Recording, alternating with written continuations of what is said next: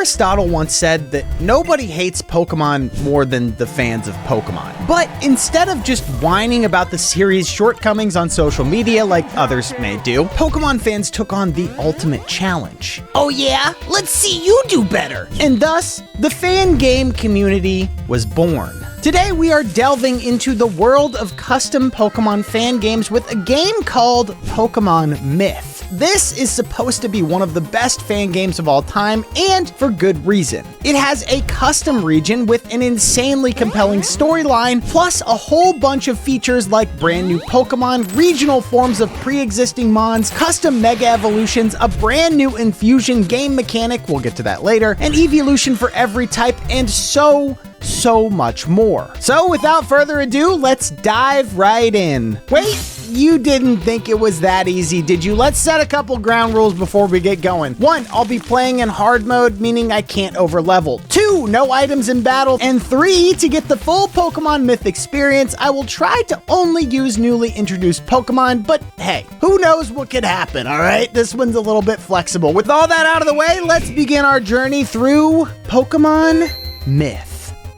We start off with the usual routine, question our gender identity, tell a stranger our name, Daddy Q, and immediately start thinking about climate change. The Mythen region is experiencing rampant heat waves that could endanger the people and Pokemon living in it. Climate change, that's no good.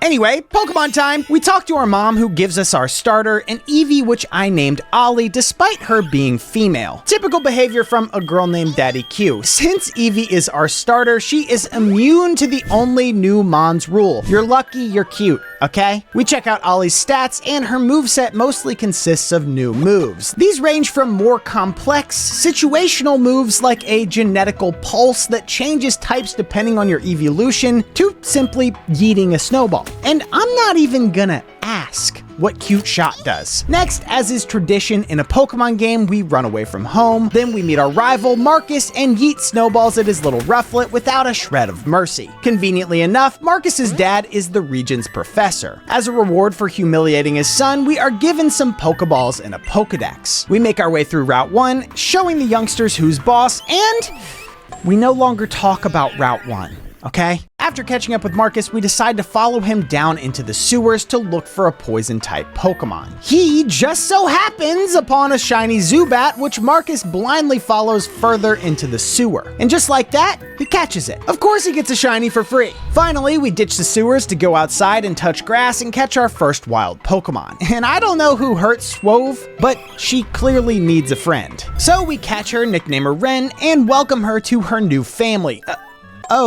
An adamant nature on a special attacker. Yeah, let's just go ahead and,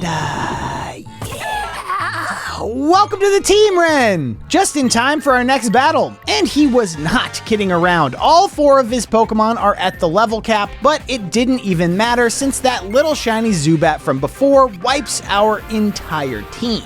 And now, it's personal. Turns out this game is way harder than I anticipated, and we have to do a lot of grinding just to stand a chance. We dig around some more in the tall grass, hoping to get our team up to snuff when we come across a regional Pidgey. Ho, you are coming with me. And I killed it. All right. After a bit more rummaging through the tall grass, we find another one, capture it, and call her Mume. This regional variant of Pidgey is an electric flying type, so it still counts toward our only newly introduced Pokemon rule, and...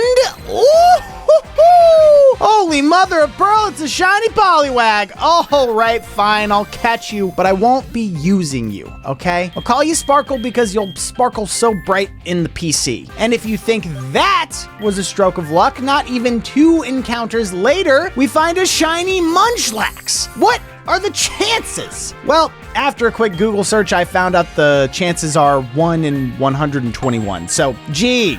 How special. Whatever, we still got a rival to settle the score against, and I'm not playing around this time. After some more grinding, we challenge Marcus to a rematch, and he makes quick work of Mume, taking us down with 2 cross poisons and laughing in the face of our super effective electric type moves. We send out Ollie to try to yeet snowballs at the Zubat, but it's no use. He completely bodies the entire team again. So we do some more grinding, and this time we get off to a good start. Mume lands a paralysis on Zubat, but he goes down quick to cross poison. Ollie comes out and finally conquers the Zubat, and out comes Vulpix to finish the job. They're really not gonna make this easy for me, huh? So back into the woods we go. We grind, then die, then heal, then grind, then die, then heal. Truthfully, grinding in this game is tedious, so I don't want to grind until level cap. I just don't want to do it, okay? Now this is the part where I need to reconsider another one of our rules. We'll put the shinies back on our team and use them as backup against our rival, but unless I fall in love, we will replace them once I find new Pokemon that can get the job done.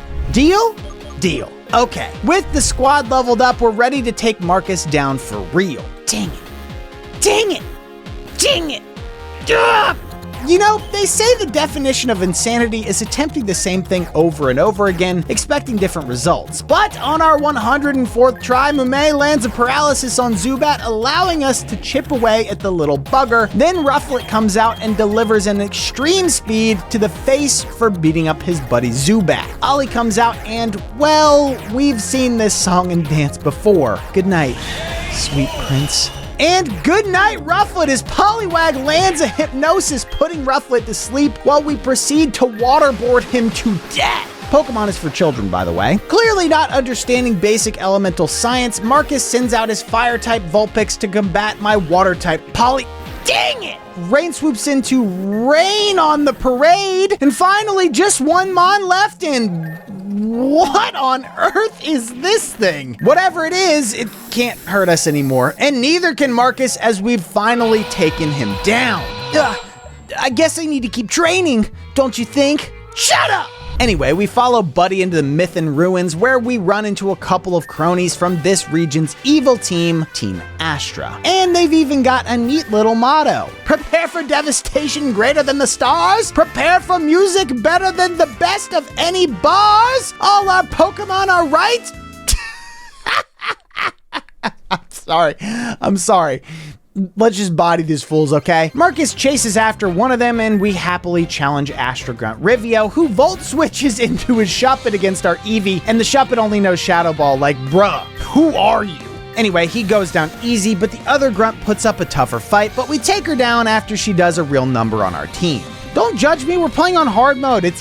It's actually hard, okay? After she's defeated, we obtain the Ruin Crown, and while I'd love to keep it for myself, as a reward for the trauma my Pokemon have suffered, we return it to some nerd at the library, and bada boom, bada bing, we can now challenge the gym. Wait, hang on, we got some tea on Team Astra. Apparently, the leader, Zeru, was the former champion of the region, but his title was revoked because he was stealing the Pokemon of the trainers he defeated. Since the idea of prison hasn't crossed anyone's mind in the Pokemon universe, he ended up forming an evil team. Great, exactly what this region needs. We already got climate change to deal with.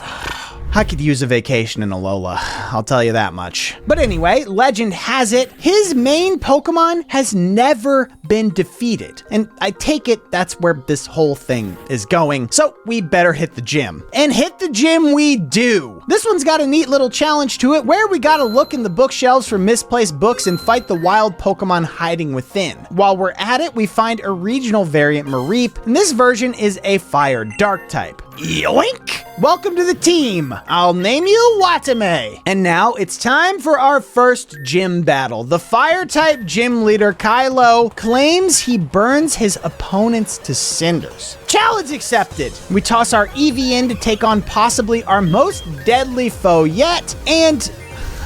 wait, what? So, I think there was some sort of glitch when it came to this battle because none of his Pokemon were able to attack me. We end up just wiping his entire team without any resistance. Guess we win. Yay.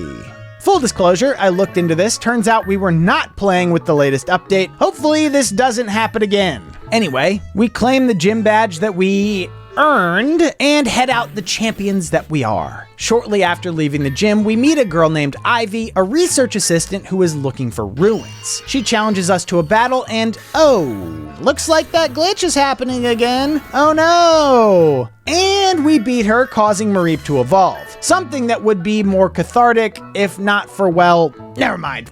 We earned this. Moving right along, we find ourselves in a double battle against a couple more Team Astra goobers and fend them off easily with a girl named Hope who has a Lunala. Hope takes off, promising us a battle next time we see her, whenever that may be. Anyway, we got more Pokemon to beat up. After Ivy takes us to her dad's lab, we learn a little bit about the custom mechanic in this game, Infusion. Basically, it's like extra stab on top of the Pokemon's pre-existing stab move. But it's not that simple, we gotta earn it. Because in Pokemon Myth, you earn things yourself. But no problemo, we'll take on Professor Dad, no problem. It was at this moment I realized the AI in this game actually has strategic capabilities, as he knows how to set up Stealth Rock and Nuzzle. Well played. Well played. Wait, where was this AI during the Shuppet incident? Oh, hey, look, we beat him. And would you look at that, Pidgey evolves into Pidgeotto. Everything's coming up Millhouse. Talking with another Professor Bree, they tell us about another team, Team Corrupt, and how their plan isn't all that evil. I mean, their name is literally Team Corrupt, but okay. Sure. Moving on to the Miltank Ranch, we learned that you, in fact, cannot milk a Tauros, something that Game Freak has yet to mention in the canon, so this remains a polarizing topic in the community, I fear. We battle Ivy again, bye-bye. Then we run into good old Marcus again, and it turns out his Zubat has been stolen by Team Corrupt. Who'da thunk? While this would be the opportunity to kick his teeth in without Zubat around, we do the right thing and head into the cold storage to get it back. Here's your green flying rodent. Keep it away from my Eevee, okay? Speaking of team members, we catch ourselves two brand new Pokemon, the Water Fairy type Snick, and my god, that cry. Along with a Cocoling. Hey, I remember you. Looks like you're a rock type, which is perfect because the next gym is an ice type. Gym leader Alexander puts up a good fight, setting up Stealth Rock and freeze dries all my sweet little water types. So we tuck our tail between our legs and do some more grinding. Our Snick evolves into, upside down, just in time for us to storm the gym and take what is rightfully ours. We actually earned the Glaciant badge just before running into Marcus again for a quick battle, as if we haven't been through enough, but this time he goes down like a good rival should. Marcus and I then run into the famous Zeru from Team Astral that we heard about before. He prattles on for a while about Team Astral this and the power of Rayquaza that, yada yada, let's fight, big guy. Marcus and I take him down just fine, and with that, it's time to finally evolve this Eevee. I've waited a while to evolve her because I've heard there's a ghost-type evolution in this game. And look at this queen. She's got Cursed Body and already knows Stab Shadow Ball. Oh, ho, ho, ho, ho, you'll do nicely. Though I could do without this cry. Next, we meet an old lady who's been told that her daughter is being terrorized by a Pokemon in her house on Route 4, and all she needs to do is give them her social security number, buy $1,500 worth of Apple gift cards, and hand us the key to her daughter's house to help her. So naturally, we help her because you can always trust a stranger with access to where your loved ones sleep. We make the trip worth our while by catching a Caitlett named Okayu along the way. The lady's daughter is so thankful we're not a serial killer that she gifts us an Absolite. Well, actually, Absol isn't a region-exclusive Pokemon, so I won't be using Absol. And therefore, your gift is useless to me. Now battle me! We immediately eat our words as she sends out a Mega Absol to send our team back to the Stone Age. Youch! Then we meet the CEO of Infusion Inc., Lily, who tries to kick us while we're down and almost wipes out our entire team. But of course, Ollie comes in clutch and takes out Flaffy even with the type disadvantage. Who's a good girl? You are. Right. So Marcus is worried about his dad, and that's a good enough reason for us to go through the catacombs. But hey, we find a regional Riolu, Mio.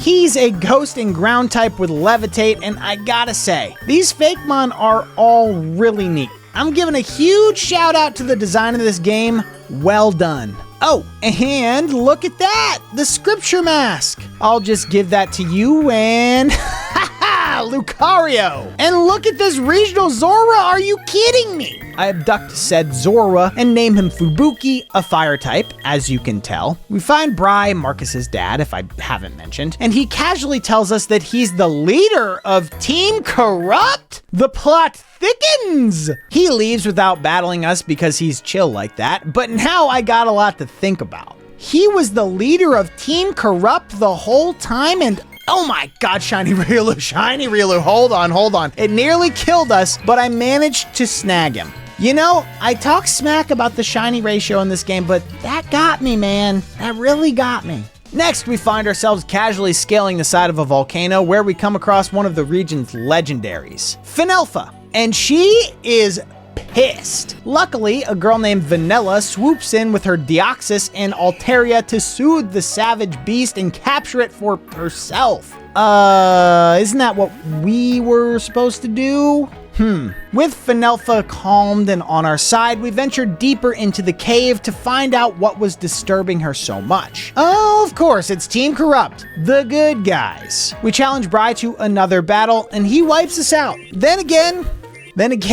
You know what? Let's do some more grinding, all right? While out in the bushes, we end up catching a Waylon. This one's pretty cool because it's a sound type, a brand new type exclusive to this game. We name him Narissa, and together we train up enough to rematch Bri. He goes down, but certainly not without a fight, as he's got a Mega Porygon Z and a regional Scyther that do a number on the gang. Luckily, Coco comes in and barely scrapes us by, giving us the win, and Bri and his gang skedaddle, leaving behind a Porygonite. In the bag you go. Anyway, with all that plot out of the way, it's finally gym time. This one's an electric type gym, so we swap out some of our team and actually end up taking down the gym leader pretty smoothly, at least compared to the last gym. 3 badges down, and it's time to dive back into the sewers where we catch ourselves a shiny Whirlipede. As we leave to continue our journey, we run into a familiar face. That's right, N is in the game and he wants to battle us. It's a bit anticlimactic since we take him down on the first try, but he does tell us we remind him of someone back home.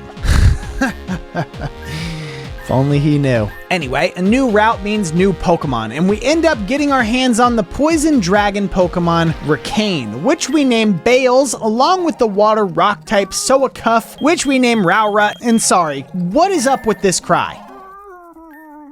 Who hurt you, bud? Just kidding, don't care, get in the ball. After fighting some more trainers, Zora evolves into Zoroark, and we get a telepathic message out of nowhere. You must save us. They're attacking us. Desperate for safety. Our home, it's being destroyed.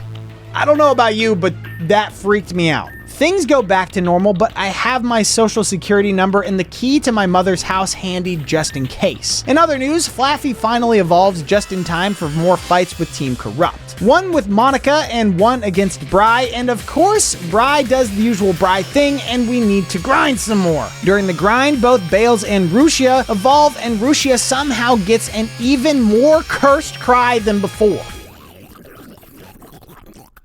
Finally, we take Bri down and Vanilla shows up before they can launch some missile and scares them off. She then gives us our Mega Ring as a reward. We can finally Mega Evolve, which is helpful since we've got Ampharos who, you know, can do that thing. Before taking on gym number 4, I catch myself a regional Scyther, and it turns out it's a fire ghost type. I call her Anya, and we take her with us into the next gym. Which, hey, it's raining inside a building. Sure, why not? Turns out this is a water type gym, so perhaps Anya isn't the best choice. In fact, a lot of my Pokemon are weak to water. Yeah. Regardless, we trudge on, Coco in hand, and brave the storm until we get to the gym leader Wincord. Let me just say, this gym leader, not very pleasant. Her strategy is kinda just to stall with her Recover Toxic Toxapex, a Wish Protect Vaporeon, a Mega Swampert, and a Quagsire on top of it all, which, I'll just say it,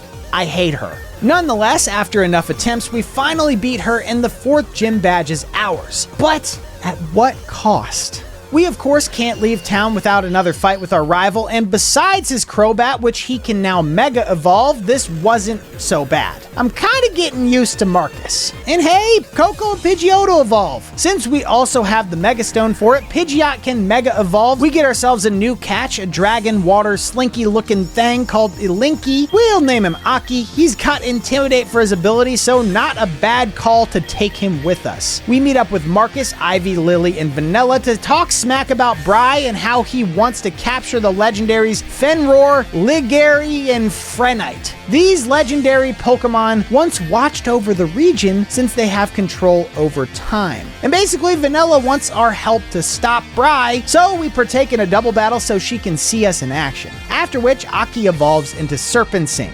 We of course win on our first try, as we are so well known for doing, and then we set a plan in motion to take down Team Corrupt. Vanilla and Ivy will head to the Shrine of Day to guard Ligary, while we go with Marcus and Lily to Mount Maycrop to find the shrine at the peak of the mountain. But before we do, let's just take a quick look around and... damn it. So we make the age-old mistake of stepping into a random house only to get thrust into a battle with Cynthia, of all people. And surprisingly, this battle goes smoother than expected. But this is but a mere fraction of her power. She tells us that Vanilla is her daughter, and once we can beat her, then we can challenge Cynthia at her fullest potential.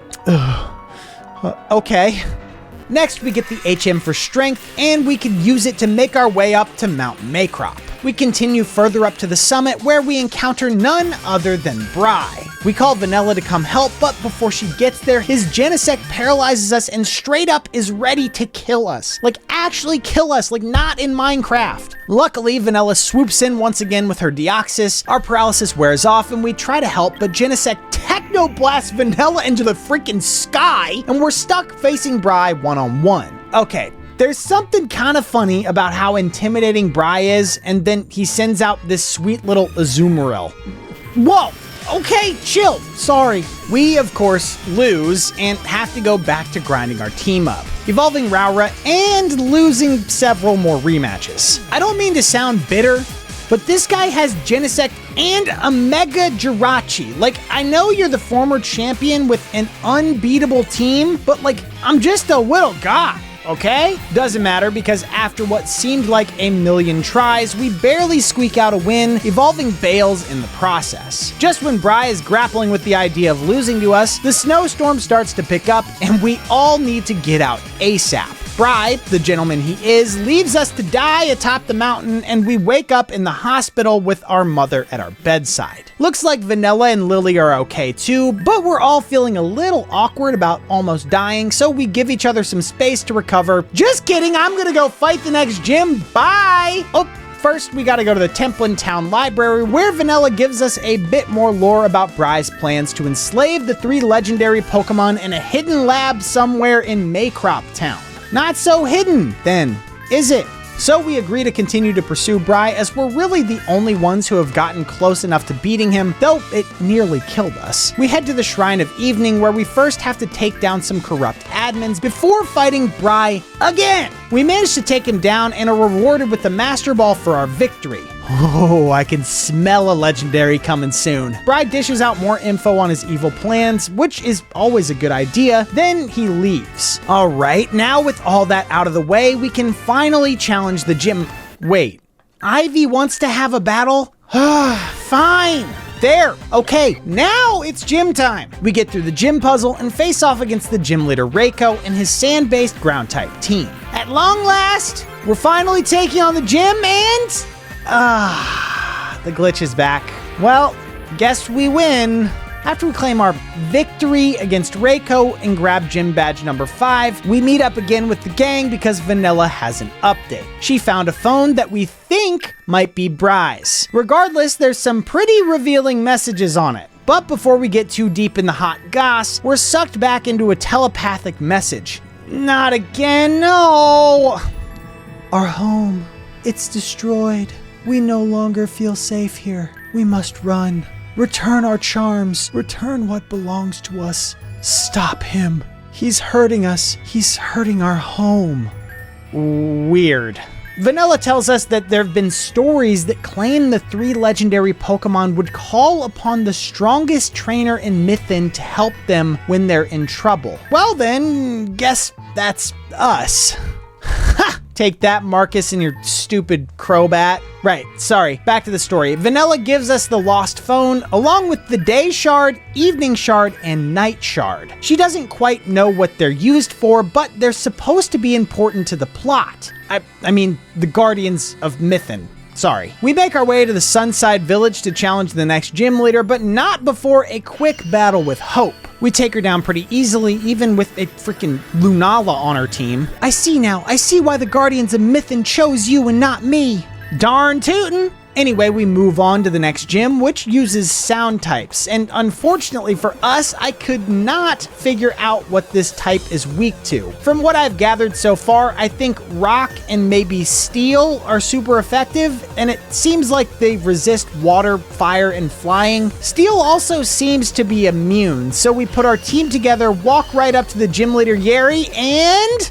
nope. But after some grinding, during which Nerissa evolves, remember that guy? Anyway, we finally take the gym leader on for real. He's actually got a pretty interesting team given that this is a brand new type, some pre-existing Pokemon adopted this type, and it makes a lot of sense. Chimecho, for instance, is now a sound steel type, there's a regional variant of Noivern that's a sound ice type, and even a regional Lapras that is sound electric type. And the designs? Mwah! Too bad for the life of me I could never find these guys in the wild. After winning and taking home our 6th gym badge, we run into Ivy, who drops some news that I was not expecting. Lily is dead. Remember when we passed out at the Shrine of Night? Lily was just left there to die. We woke up in the hospital, but Ivy was never rescued.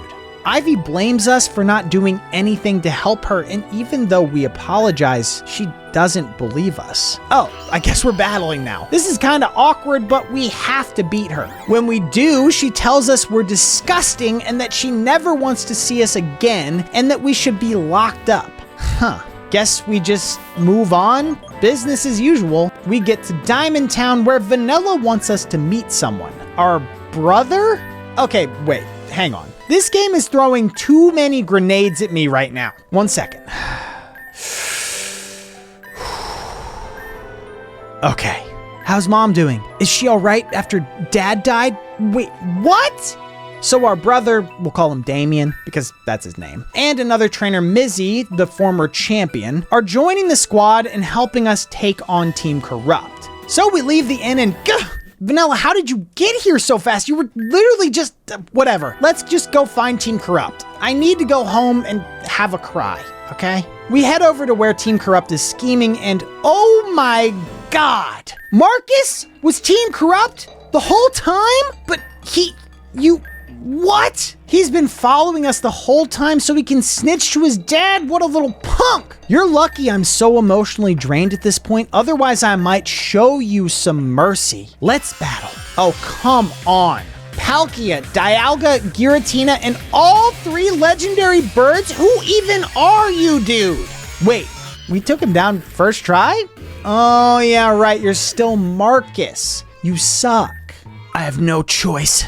Let me introduce you to my true partner. So Marcus pulls a Volo and literally summons Arceus, and he asks his little daddy to Thanos snap my friends out of existence so he can have at us one-on-one. You know what? I've gone through a lot today. Might as well get into a fist fight with an actual god, why not? Arceus takes down Ampharos, then one-shots Nerissa. We send out Ollie to poison him and even land a couple Moonblasts before going down. He one-shot Earthquakes our Scyther and then dies from poison. Then wait, he's dead.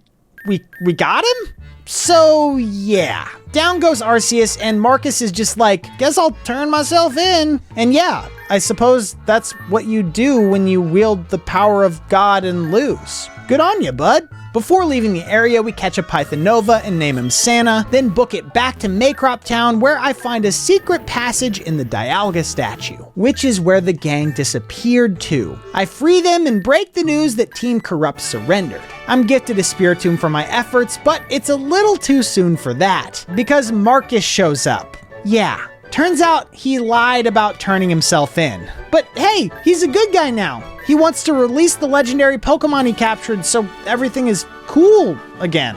Lily is dead, man! Are you kidding me? It's not cool! I guess we're just gonna ignore that because everybody seems totally cool to let Marcus hang with us again. Whatever. Screw you guys, I'm going to the gym. Ah, yes. Gym leader Marie. She uses fighting type Pokemon and she's actually pretty tough. She uses a Cobalion that bodies our team a couple times until we're finally able to take it down. We reign victorious once again and Marie invites us to her hometown. Marie, I'm flattered, but at least buy me dinner first, okay? Nah, who am I kidding? Look at that side shave. I'm getting on the boat with this adult I just met 100%. So she brings us to her hometown where we are immediately challenged to a battle by N. We take N down and head to Marie's house, and she tells us that another evil team is here, and they're being mean. Is that what you called me for? Man, I'm tired. I'm just a kid. I should be in school. I shouldn't be solving everybody's problems. Okay, fine. We'll follow you. She takes us to a hidden grotto. Cool. This game's got hidden grottos. Good to know. Whoa, no thank you. Back to Marie's house, Ivy walks in and... oh, this is awkward. So apparently Marie is Ivy's mom. Marie moderates a constructive conversation about our feelings, and sure enough, Ivy is willing to forgive us, but only if we can beat her in a battle. And done. So, we cool? We cool. Well, now that that's taken care of, we run into N again, and he gives us a bit more lore about the region. N wants us to revive all 3 legendaries. Oh, there they are. Okay. We go and introduce ourselves, but 2 of them immediately dip, leaving just one, Fenroar, who we catch and nickname Koyori. Now that we have some legendary power in our hands, we head out to take on Team Astra once and for all. Heading into the cave, we face off against Zeru, who monologues for a long time. He babbles on about Beedrill never becoming Garchomp or something like that. Then he just pops Marcus out of existence and challenges us to a battle. I gotta say, he's pretty tough until I realize he's practically just a dragon trainer. So Rushia comes out and steals the show with a couple moonblasts to the face. After humiliating Zeru, we head downstairs to free Marcus along with Vanilla and Marie, who also got kidnapped and tied up by Zeru. They thank us for our service, and with the evil team dispatched, it's finally time to take on the final gym leader. This dark-type gym has us navigating the puzzle in the dark. Clever. We finally make it to the gym leader Bola, and admittedly, she's pretty tough, sporting a team of Tyranitar, Spiritomb, Bisharp, Crocodile, Incineroar, and Houndoom, but none of them are any match for my snail on a stick.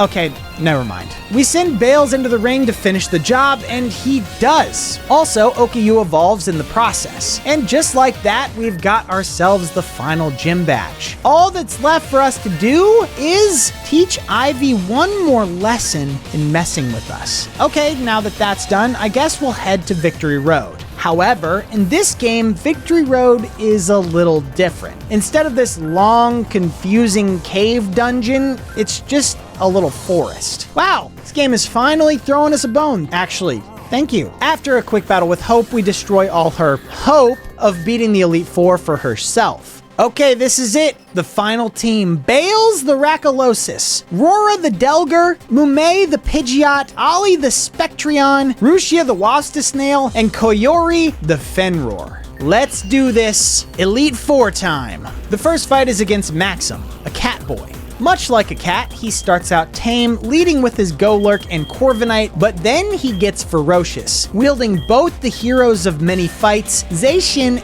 and Zamazenta. He's also got a shiny Empoleon and a regional Volcarona. Overall, a pretty intense match, but he goes down nonetheless. Next is Luna, the second member of the Elite Four. She's also got that regional Volcarona, but she whips out her Galarian Moltres followed by a Mew. Yeah, she's not playing around. We do, however, take down Mew and make quick work of a Melodic, Ampharos, and a Azumarill. 2 down, 2 to go. Moving on to the next battle, we face off against Hope?